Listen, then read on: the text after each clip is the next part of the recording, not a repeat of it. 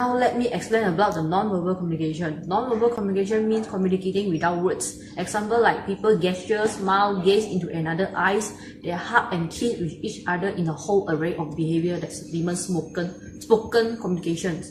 There are several types of non-verbal communication, which are body movement, kinesis, the use of personal space, proxemics, and forms of communication that rely on sense such as touching, haptics, eye contact, oculisis, and smell olfactics.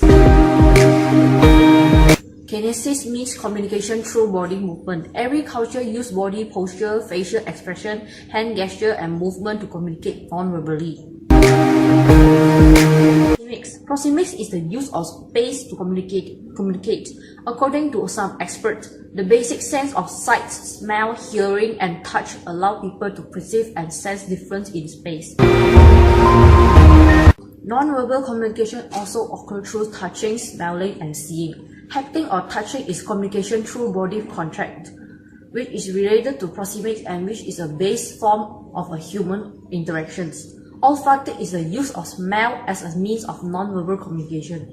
Oculisis refers to the communication through eye contact or gazing.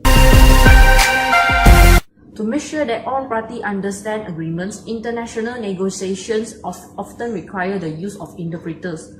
The role of interpreters is to provide a simultaneous translation of a foreign language while a person speaks.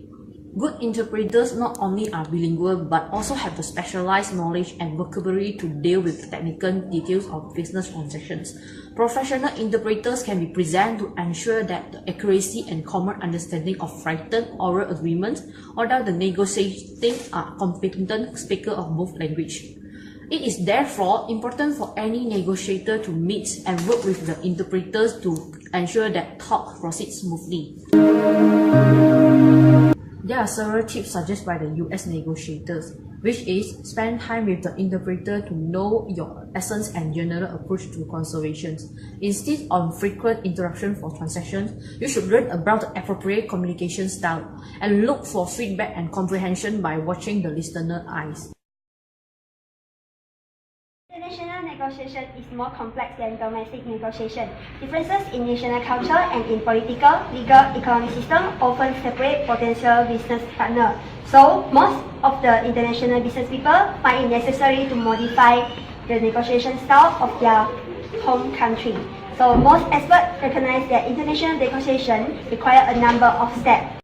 Preparation. The well-prepared international negotiator gathers extensive information on the negotiation issue, on the setting in which the negotiation will take place, and on the firm and people involved. In this stage, you might answer questions such as where do I stand in order to understand your company position in the negotiation process. After you understand your own position, you also want to understand your counterpart position by answering questions such as what do they want or what is important to them. After a thorough preparation, a negotiator is ready to begin direct communication with the counterpart. So step 2 is building the relationship. At this stage, negotiators do not focus on the business issue, but rather concentrate on social and interpersonal matters. Negotiation partners get to know each other personally. They develop opinion regarding the personality of the negotiator, what they are really like, and what are their really goals, and whether they can really be trusted. So this phase often takes place at different from the formal negotiation sites. Step 3 is about exchanging information and the first offer. At this stage, both parties exchange information on their needs of the agreement. This so-called task-related information pertains to the actual details of the proposed agreement. Typically, both sides make a formal presentation of what they desire out of the relationship, such as quantity, characteristic, and price of a product.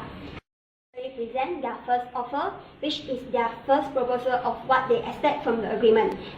National and business culture influence what information is given and requested, how the information is presented, and how close the initial offer is to the actually expected or hoped for specification in the agreement.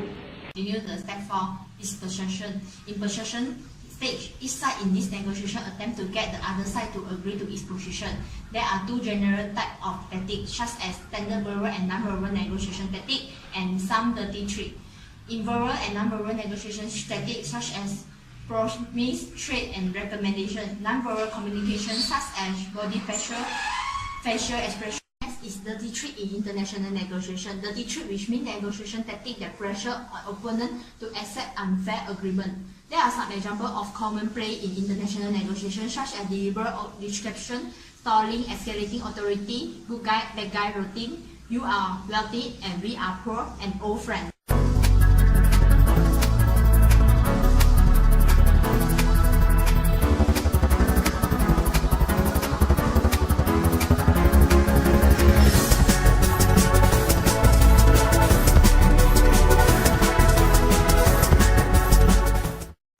And say consensus and agreement. Final agreement, which is the signed contract agreeable to all sides.